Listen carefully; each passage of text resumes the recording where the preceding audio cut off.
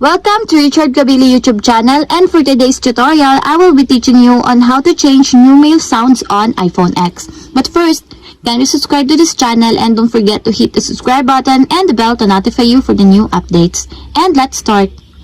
Using your iPhone X from your home screen, first, go to Settings. In the settings, scroll down and go to Sounds and Haptics.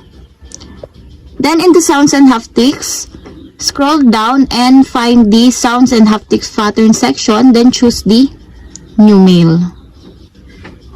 In New Mail, you can see different kinds of alert tones in this part, and if you want to play it with alert tones, just click the tones that you want.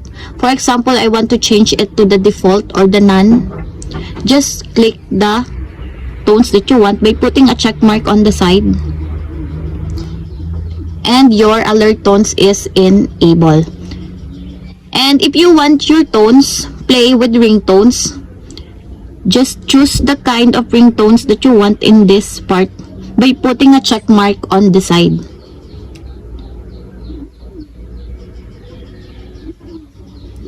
And that's it. We have successfully changed new mail sounds on iPhone X. If you have a question, kindly comment down below, and don't forget to hit the subscribe button and the bell to notify you for the new updates. And thank you for watching!